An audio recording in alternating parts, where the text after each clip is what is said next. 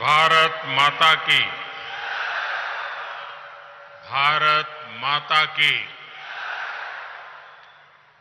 कर्नाटका के राज्यपाल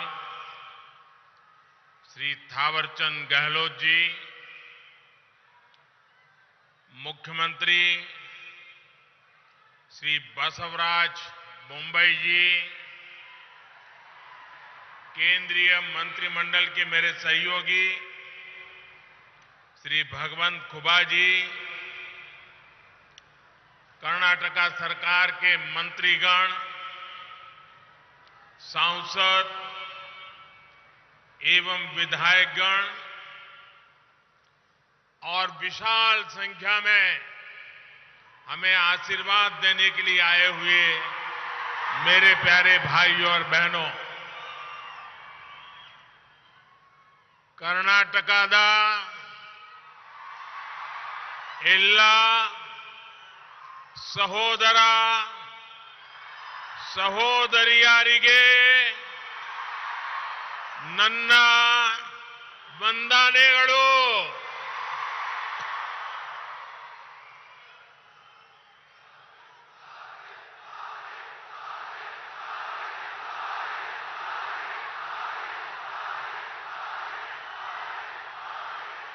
जहां जहां मेरी नजर पहुंचती है, लोग ही लोग नजर आते हैं। हेलीपैड भी चारों तरफ से भरा पड़ा है और यहां भी मैं पीछे देख रहा हूं, चारों तरफ इस पैंडोल के बाहर हजारों लोग धूप में खड़े हैं। आपका ये प्यार, आपके आशीर्वाद हम सबकी बहुत बड़ी ताकत है।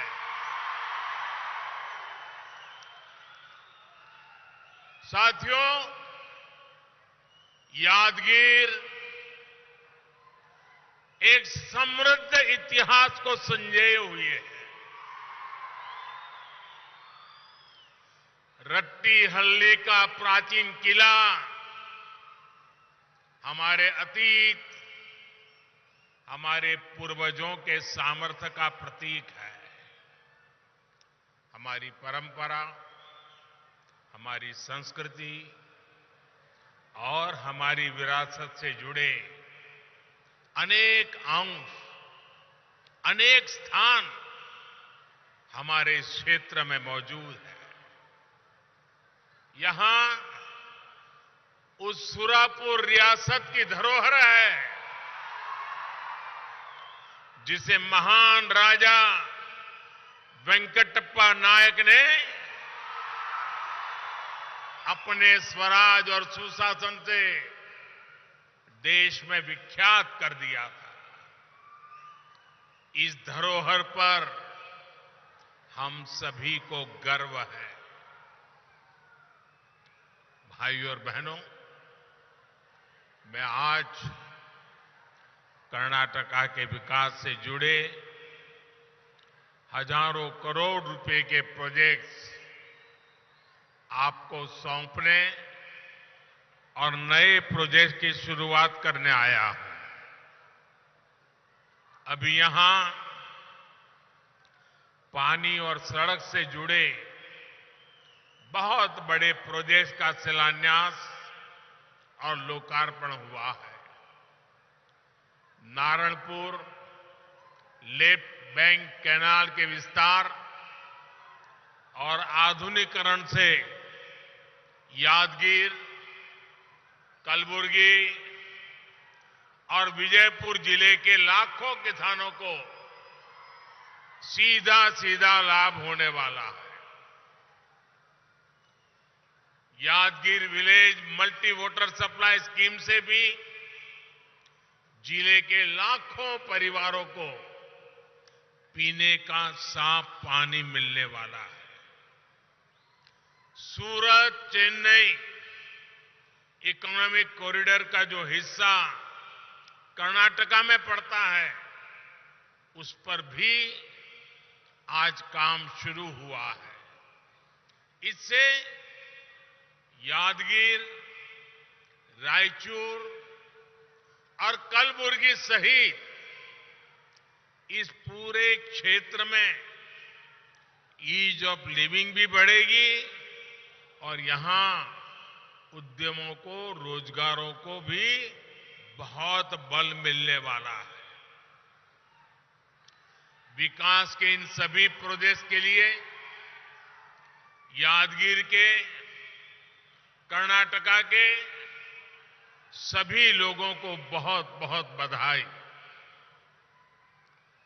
मैं बोम्मई जी की और उनकी पूरी टीम को भी बहुत बहुत बधाई देता हूं।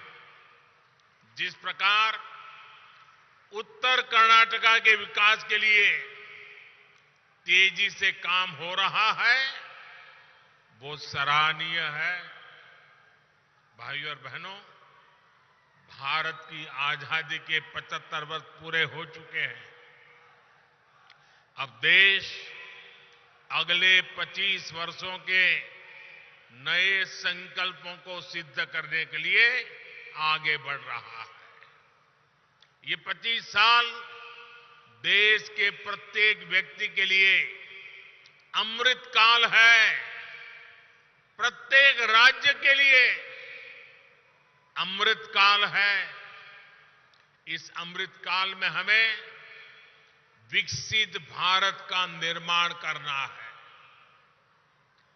भारत विकसित तब हो सकता है जब देश का हर नागरिक, हर परिवार, हर राज्य इस अभियान से जुड़े।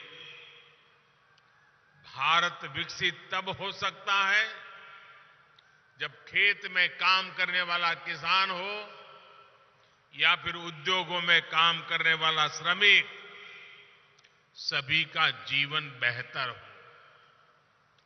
भारत विकसित तब हो सकता है जब खेत में फसल भी अच्छी हो और फैक्ट्रियों का भी विस्तार हो। और साथियों, ये तभी संभव है जब हम बीते दशकों के खराब अनुभवों, गलत नीति रणनीति से सीखें, उन्हें फिर से दोहराने से बचें। हमारे सामने यादगीर का उत्तर कर्नाटका का उदाहरण है। इस क्षेत्र का सामर्थ्य किसी से कम नहीं है। इस सामर्थ्य के बावजूद ये क्षेत्र विकास की यात्रा में बहुत पीछे रह गया था। पहले जो सरकारें थी उसने यादगीर सहित अनेक जिलों को पिछड़ा घोषित कर अपनी जिम्मेदारी से हाथ धो दिए थे। इस क्षेत्र के पीछे रहने का कारण क्या है? यहां का पिछड़ापन कैसे दूर होगा?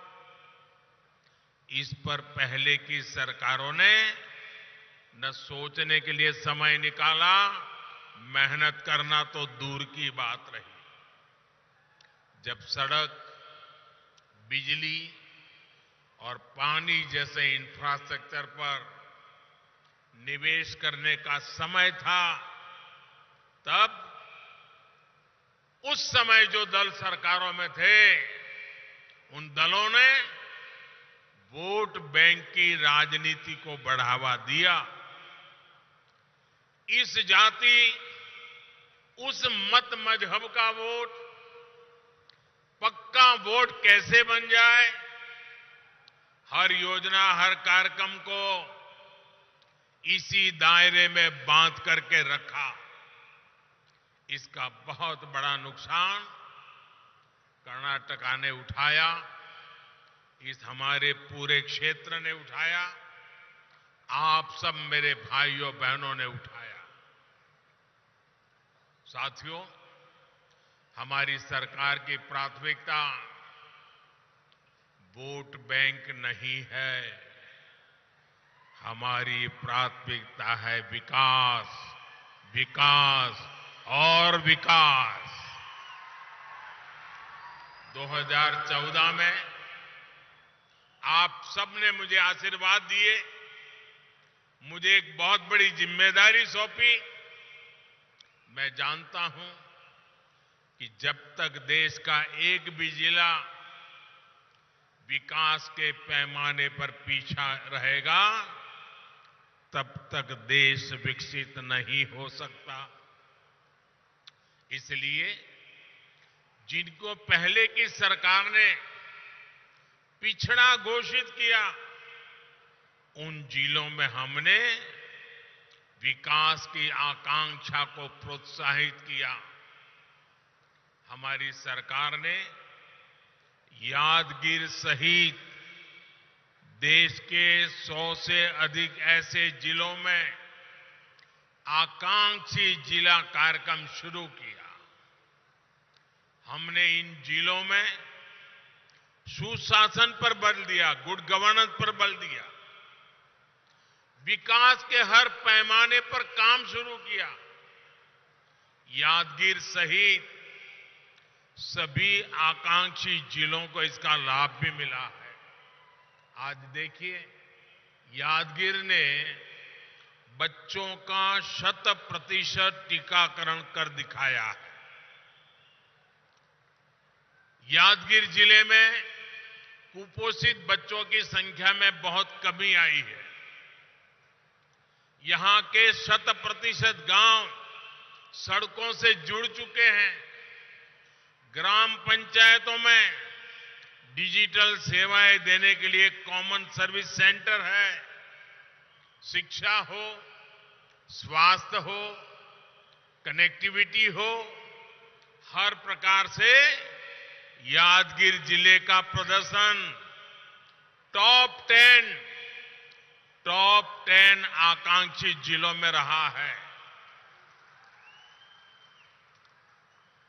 और इसके लिए मैं यादगीर जिले के जनप्रतिनिधियों को, यहां के डिस्ट्रिक्ट एडमिनिस्ट्रेशन की टीम को मेरी तरफ से बहुत बहुत बधाई देता हूं।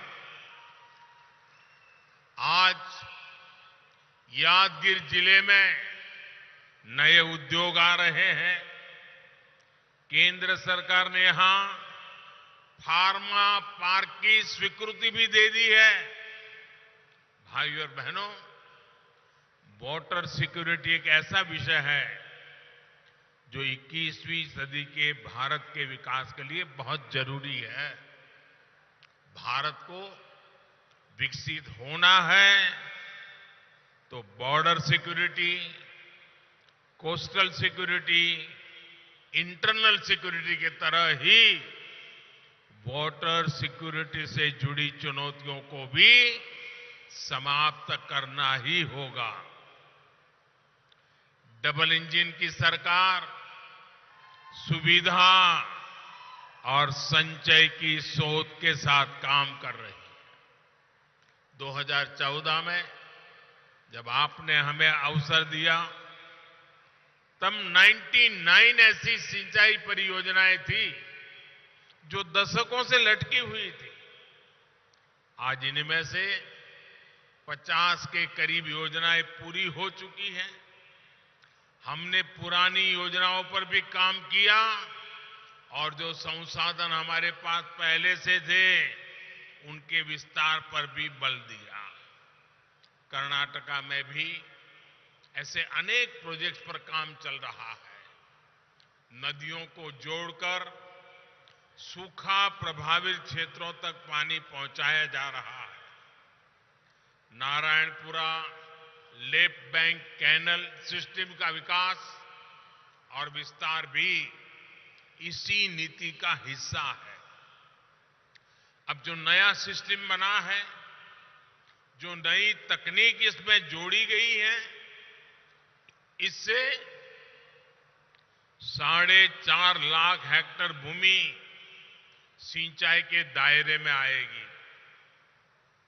अब कैनाल के आखिरी छोर तक भी पर्याप्त पानी पर्याप्त समय के लिए आ पाएगा। साथियों, आज देश में पर ड्रॉप मोर क्रॉप पर, माइक्रो इरिगेशन पर अभूतपूर्व बल दिया जा रहा है। बीते 6-7 सालों में 70 लाख हेक्टेयर भूमि को माइक्रो इरिगेशन के दायरे में लाया गया है। कर्नाटका में भी इसको लेकर के बहुत अच्छा काम हुआ है। आज कर्नाटका में माइक्रो इरिगेशन से जुड़े जिन प्रोजेक्ट्स पर काम चल रहा है, उससे 5 लाख हेक्टेयर भूमि को लाभ होगा। डबल इंजन सरकार भूजल के स्तर को ऊपर उठाने के लिए भी बड़े स्तर पर काम कर रही है। अटल भूजल योजना हो, अमृत सरोवर अभियान के तहत हर जिले में 75 तालाब बनाने की योजना हो, या फिर कर्नाटका सरकार की अपनी योजनाएं, इससे जल स्तर बनाए रखने में मदद मिलेगी। भाइयों और बहनों, डबल इंजन सरकार कैसे काम कर रही है, इसका बेहतरीन उदाहरण जल जीवन मिशन में भी दिखता है। 3.5 साल पहले जब ये मिशन शुरू हुआ था, तब देश के 18 करोड़ ग्रामीण परिवारों में से सिर्फ 3 करोड़ ग्रामीण परिवारों के पास नल कनेक्शन था। आज देश के लगभग, ये आंकड़ा याद रखना, हम जब सरकार में आए थे तब 3 करोड़ घरों में, आज देश के लगभग 11 करोड़ ग्रामीण परिवारों के घरों में नल से जल आने लगा है। यानी हमारी सरकार ने देश में 8 करोड़ नए ग्रामीण परिवारों तक पाइप से पानी पहुंचाया है। और इसमें कर्नाटका के भी 35 लाख ग्रामीण परिवार शामिल हैं। मुझे खुशी है कि यादगीर और रायचूर में हर घर जल की कवरेज कर्नाटका और देश की कुल औसत से भी अधिक है। और जब नल से जल घर में पहुंचता है ना, तो माताएं बहनें मोदी को भरपूर आशीर्वाद देती है। हर दिन जब पानी आता है, मोदी के लिए उनके आशीर्वाद बहने शुरू हो जाते हैं। आज जिस योजना का शिलान्यास हुआ है, उससे यादगीर में घर घर नल से जल पहुंचाने के लक्ष्य को और गति मिलेगी। जल जीवन मिशन का एक और लाभ मैं आपके सामने रखना चाहता हूं। एक स्टडी में सामने आया है कि भारत के जल जीवन मिशन की वजह से हर साल 1.25 लाख से अधिक बच्चों का जीवन हम बचा पाएंगे। आप कल्पना कर सकते हैं, 1.25 लाख बच्चे प्रति वर्ष मौत के मुख में जाने से बच जाते हैं, तो ईश्वर भी तो आशीर्वाद देता है। साथियों, जनता जनार्दन भी आशीर्वाद देती है। साथियों, दूषित पानी की वजह से हमारे बच्चों पर कितना बड़ा संकट था, और अब कैसे हमारी सरकार ने आपके बच्चों का जीवन बचाया है। भाइयों और बहनों, हर घर जल अभियान डबल इंजन सरकार के डबल बेनिफिट का भी उदाहरण है। डबल इंजन यानी डबल वेलफेयर, डबल तेजी से विकास। कर्नाटका को इससे कैसे लाभ हो रहा है, आप लोग तो भली भांति जानते हैं। केंद्र सरकार किसानों के लिए पीएम किसान सम्मान निधि योजना के तहत 6,000 रुपये देती है। वहीं कर्नाटका सरकार इसमें 4,000 रुपया और जोड़ती है ताकि किसानों को डबल लाभ हो।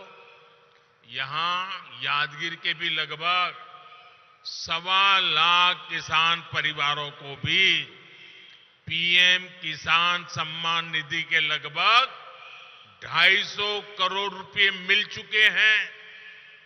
साथियों, केंद्र सरकार नई राष्ट्रीय शिक्षा नीति लाई है। वहीं कर्नाटका सरकार विद्या निधि योजना से गरीब परिवारों के बच्चों की अच्छी शिक्षा में मदद कर रही है। केंद्र सरकार महामारी और दूसरे संकटों के बावजूद तेज विकास के लिए कदम उठाती है।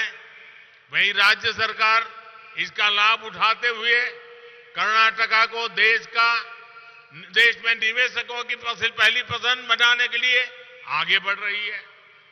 केंद्र सरकार बुनकरों को मुद्रा योजना के तहत मदद देती है।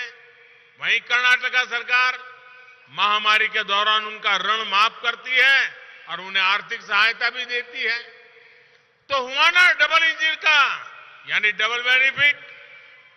साथियों, आजादी के इतने वर्षों बाद भी अगर कोई व्यक्ति वंचित है, कोई वर्ग वंचित है, कोई क्षेत्र वंचित है, तो उस वंचित को हमारी सरकार सबसे ज्यादा वरीयता दे रही है।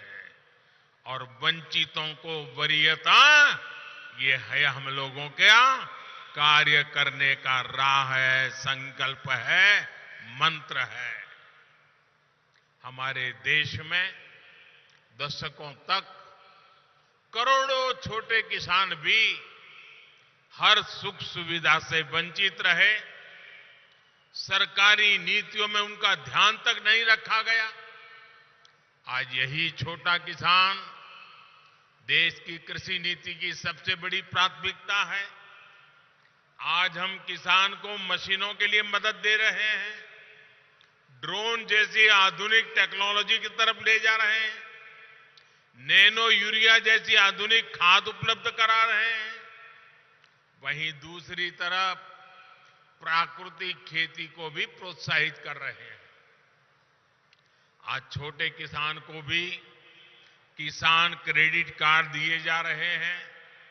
छोटे किसान फिर भूमिहीन परिवारों को अतिरिक्त आय हो, इसके लिए पशुपालन, मछली पालन, मधुमक्खी पालन, उसके लिए भी मदद दी जा रही है। भाइयों और बहनों, आज जब मैं यादगीर आया हूं तो कर्नाटका के परिश्रम किसानों का एक और बात के लिए भी आभार व्यक्त करूंगा। ये क्षेत्र दाल का कटोरा है। यहां की दालें देश भर में पहुंचती है। बीते 7-8 वर्षों में अगर भारत ने दालों के लिए अपने विदेशी निर्भरता को कम किया है, तो इसमें उत्तर कर्नाटका के किसानों की बहुत बड़ी भूमिका है। केंद्र सरकार ने भी इन 8 वर्षों में किसानों से 80 गुना अधिक दाल एमएसपी पर खरीदी। 2014 से पहले जहां दाल किसानों को कुछ 100 करोड़ रुपए मिलते थे, वहीं हमारी सरकार ने दाल वाले किसानों को 60,000 करोड़ रुपए दिए हैं। अब देश खाद्य तेल में आत्मनिर्भरता के लिए भी विशेष अभियान चला रहा है। इसका लाभ भी कर्नाटका के किसानों को जरूर उठाना चाहिए। आज बायोफ्यूल, इथेनॉल के उत्पादन और उपयोग के लिए भी देश में बहुत बड़े स्तर पर काम चल रहा है। सरकार ने पेट्रोल में इथेनॉल की ब्लेंडिंग का लक्ष्य भी बढ़ा दिया है।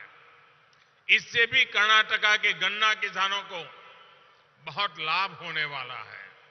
साथियों, एक और बड़ा अवसर आज दुनिया में पैदा हो रहा है, जिसका लाभ कर्नाटका के किसानों, विशेष रूप से छोटे किसानों को जरूर होगा। भारत के आग्रह पर संयुक्त राष्ट्र ने, यूनाइटेड नेशन ने इस वर्ष को इंटरनेशनल ईयर ऑफ मिलेट घोषित किया है। कर्नाटका में ज्वार और रागी जैसे मोटे अनाज की बहुत पैदावार होती है। अपने इस पौष्टिक मोटे अनाज की पैदावार बढ़ाने और इसे विश्व भर में प्रमोट करने के लिए डबल इंजन सरकार प्रतिबद्ध है। मुझे विश्वास है कि कर्नाटका के किसान इसमें भी अग्रणी भूमिका निभाएंगे। भाइयों और बहनों, उत्तर कर्नाटका की एक और चुनौती को हमारी सरकार कम करने का प्रयास कर रही है। ये चुनौती है कनेक्टिविटी की। खेती हो, उद्योग हो या फिर पर्यटन, सभी के लिए कनेक्टिविटी उतनी ही जरूरी है। आज जब देश कनेक्टिविटी से जुड़े इंफ्रास्ट्रक्चर पर बल दे रहा है, तो डबल इंजन सरकार होने के कारण कर्नाटका को भी इसका अधिक लाभ मिल पा रहा है। सूरत चेन्नई इकोनॉमिक कॉरिडोर का लाभ भी नॉर्थ कर्नाटका के एक बड़े हिस्से को होने वाला है।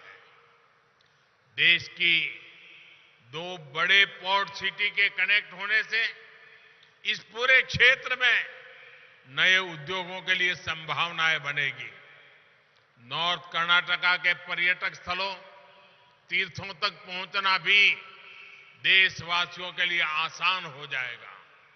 इससे यहां युवाओं के लिए रोजगार और स्वरोजगार के हजारों नए अवसर बनेंगे। इंफ्रास्ट्रक्चर और रिफॉर्म पर डबल इंजन सरकार के फोकस के कारण कर्नाटका निवेशकों की पसंद बन रहा है। भविष्य में ये निवेश और बढ़ने वाला है, क्योंकि भारत में निवेश को लेकर पूरी दुनिया में उत्साह है। मुझे विश्वास है कि नॉर्थ कर्नाटका को भी इस उत्साह का भरपूर लाभ मिलेगा।